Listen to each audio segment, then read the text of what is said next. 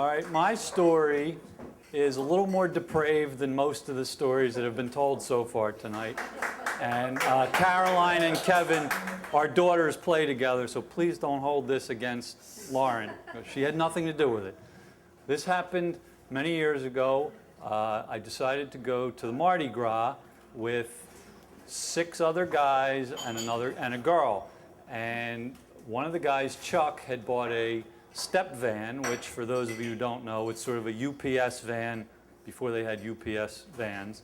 And he decided to change it into what he considered to be an RV with beds and a toilet, and mostly it was just a rolling death trap. Of course, I didn't know that when we got in the van. 10 o'clock on Thursday night. We wanted to get to New Orleans by, we'll say 10 o'clock Friday night. We figured 24 hours.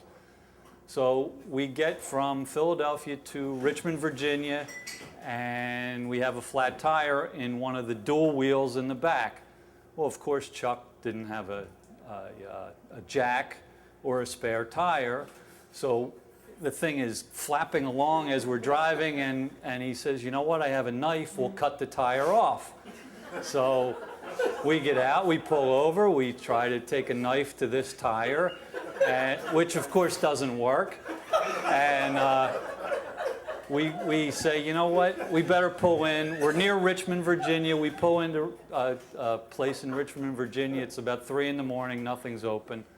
So we sit and we wait until 6 in the morning. Of course, the van is full of beer and some drugs. So we're having fun, we're fine. And at 6 in the morning, the place opens and we get the tire change and we're on our way. We get to South Carolina, we're on I-85, and we all decide it's time for a pee. We pull over at a gas station, everybody piles out.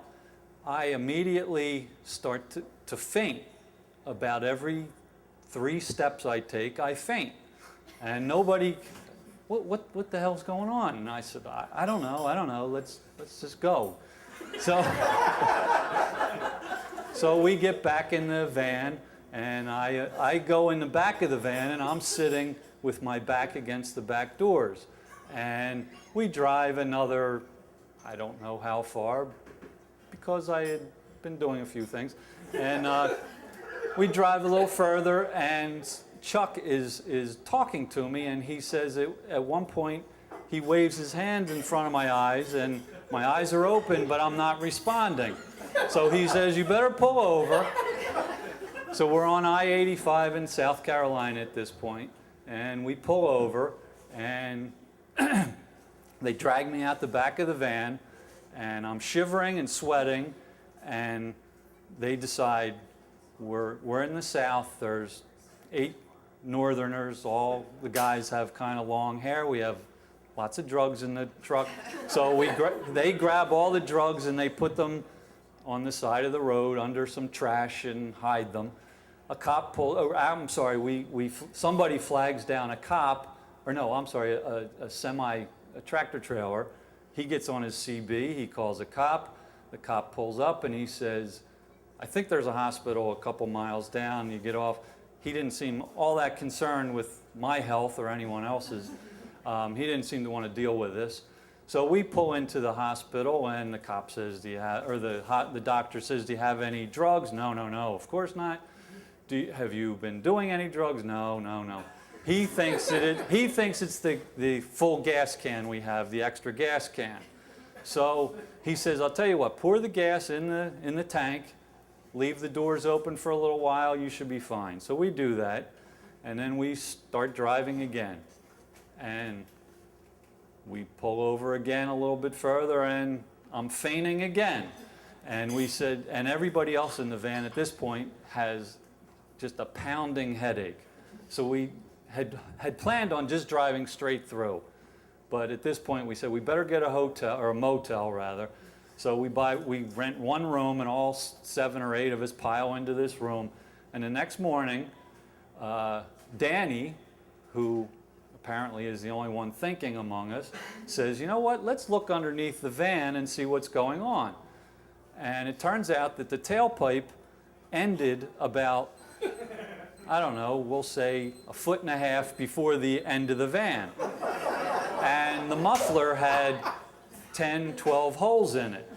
So we didn't want to spend any money on fixing it, so we got some aluminum foil and some speaker wire and some adhesive tape, all of which we had in the van. We wrapped the muffler up, tied it up with adhesive or with speaker wire and adhesive tape, and we went to a gas station and we bought 35 or 40 feet of rubber hose.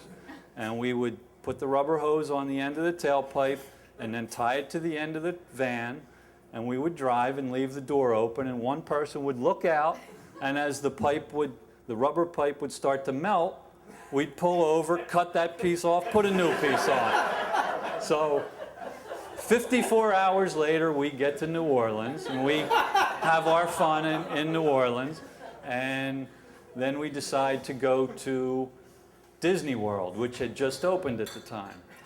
And as we're in the panhandle of Florida somewhere, we pull over again to go to the bathroom.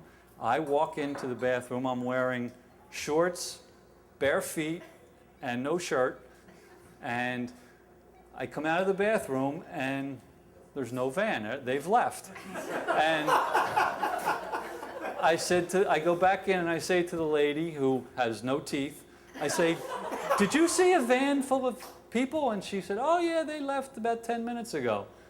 And I said, what the hell am I going to do? And she said, "I don't know." And so I sat and I waited, and about within a half hour or so, Chuck realized that I was missing. So they turned around and came back and picked me up, and we finally wound our way to Disney World. We got to Disney World, and we're driving home. Now that it is now Friday, we've now been gone 8 days. And as we're driving through Virginia, the van finally just dies. So wait a minute, it's Thursday night again. I'm sorry, well, not Friday, it's Thursday night. I had to be in school at college the next day, the next morning at 7 a.m. But the van dies in Virginia. So Chuck's brother Tim and myself decide, we got to get to school tomorrow, we better get moving. So we start hitchhiking, and we hitchhike to Washington, D.C. We get on a bus in Washington, D.C., get to Philadelphia. It's probably 6 in the morning. We get on the subway, or I'm sorry, we go to the subway in Philadelphia. We promptly fall asleep in the subway, and then all the rush hour wakes us up. We get on a subway, we get on the subway to 69th Street, the trolley to Media, hitchhike to school the next morning, or that morning, go to school, and the moral of the story is, well, there isn't really any moral of the story. Don't hang around with Chuck Kane, and don't believe him when he says this is a good RV.